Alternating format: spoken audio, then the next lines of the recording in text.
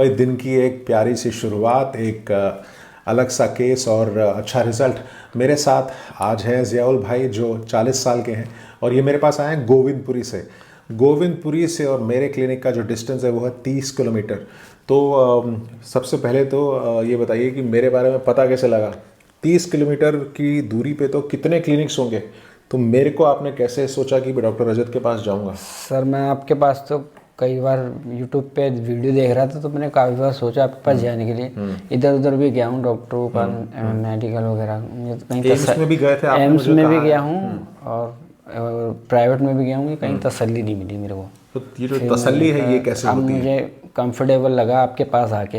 अच्छा। और मुझे बहुत अच्छा लगा सर आपसे मिलके भी, और केस के बारे में बताऊंगा भाई। बहुत अच्छा लगा सर। केस के बारे में बताऊंगा। रूट कैनाल उन्होंने करवाया था, कहाँ से कराया था रूट कैनाल?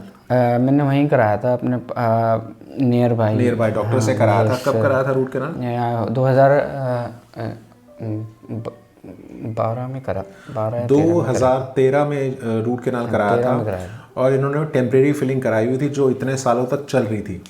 तो जब मेरे पास आए थे, दांतों का जो कस्प था ना वो टूट चुका था और दांत काफ़ी छोटा कर दिया था दांत। तो ये रूट कैनाल के बाद ना जो छोटे करने का जो पंगा है ना वो बहुत कॉमन है। तो हमेशा ध्यान रखिए कि जब रूट कैनाल करें ना तो दांतों को कम काटिए। मेरी क्लिनिशियन से सिर्फ यही दरख्वास्त है। और उसके बाद जो कस्प हमने रिपेयर किया पोस्ट एंड कोर से, फिर कोर बिल्डअप मटेरियल से उस दांतों को तगड़ा किया।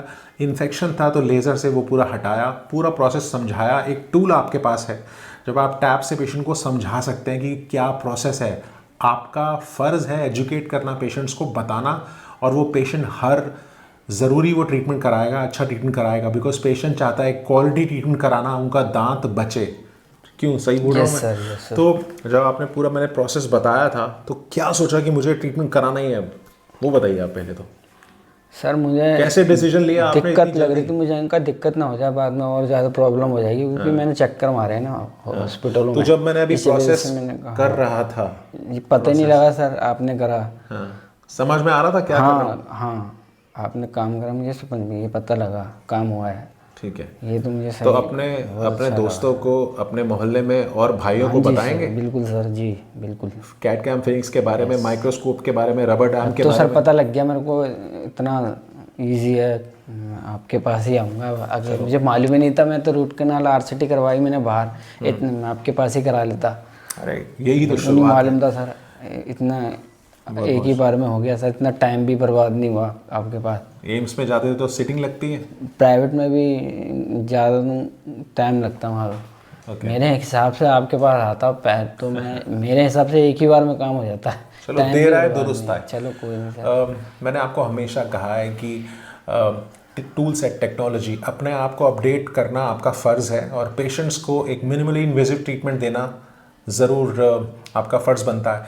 माइक्रोस्कोपिक डेंटिस्ट्री, चाहे रबर डैम का यूज़ करना हो या अच्छी रूट कैनाल करना हो या अच्छे मटेरियल यूज़ करना हो, और अगर आपको लग रहा है कि टिश्यू में किसी तरह का इन्फेक्शन है तो आपके पास लेज़र होनी चाहिए और एक आसान तरीका जहाँ से पेशेंट रिलेट कर पाता है। और जब मैं पूरा प्रोसेस कर रहा था ये सामने स्क्रीन पे भी देख रहे थे तो आसान हो जाता है ना सफ़र, पेशेंट्स को बताना कि क्या प्रोसेस हुआ है।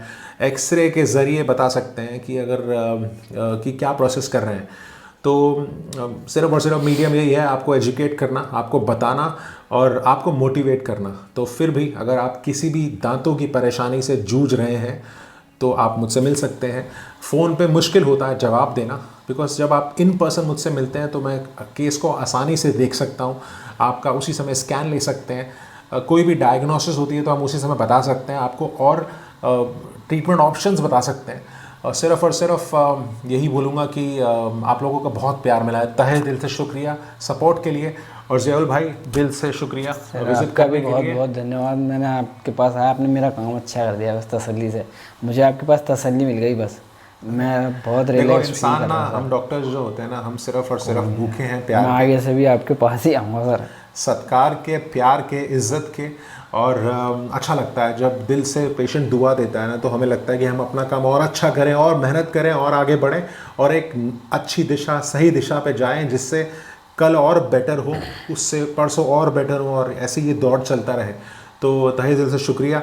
ये अगर मेरा चैनल अच्छा लगे तो प्लीज़ सब्सक्राइब कीजिए, अपने और व्यूअर्स को भी बताइएगा, और वीडियो अच्छा लगे तो लाइक, शेयर और सब्सक्राइब ज़रूर कीजिएगा। एक ऐसा माध्यम सिर्फ आपको बताने के लिए, आपको समझाने के लिए और आपका प्यार पाने के लिए। बहुत बहुत शुक्रिया।